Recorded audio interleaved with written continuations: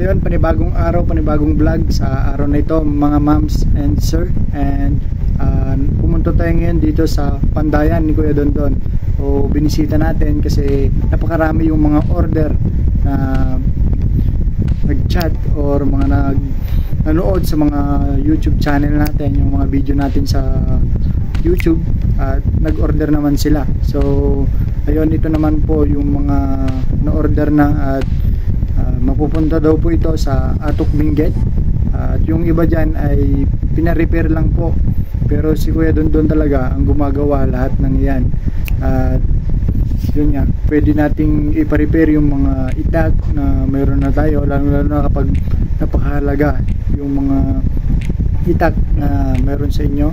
Pwede nyo pong ipaayos kay Kuya Dondon. At kung gusto niya naman po na gumawa ng bago na Ifugao Jungle Knife, at masasabi ko lang po pala, ang Ifugao Jungle Knife na binibenta ni Kuya Dondon ay for farm purposes lamang po.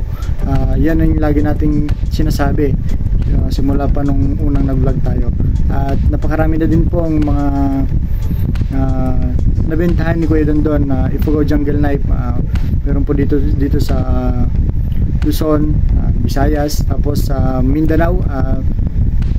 Meron din po atang na-deliver na isang tao dyan sa Mindanao, kasi sabi noon dun sa pinagpapadeliveran namin ay bawal po sa Mindanao. So ngayon medyo nagawan naman na ng paraan na pwede na daw pong mag-deliver doon, pero medyo mahirap.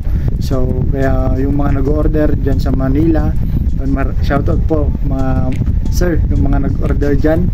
At nakarami na po ng Ifugao Jungle Knife na nakuha kay Kuya Dondon.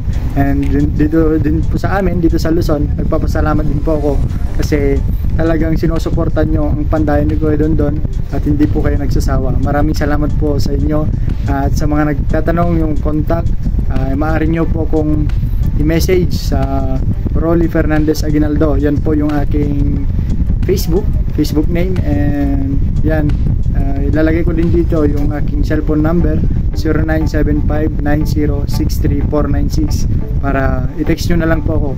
Huwag nyo po akong tawagan kasi minsan busy po ako. Mas maganda na i-chat nyo na lang po ako para nakikita ko po. And yun, maraming salamat at natutuwa po ako kasi sabi ni Kuya Dondon, simula nung nag-vlog ako sa Pandayan niya ay talaga namang napakaraming ng mga customer na nag-order sa kanya. So ayun, maraming salamat po talaga kasi natutulungan nyo po si Kuya Dondon sa kanyang Pandayan. At dito ko na po tatapusin ang vlog na ito.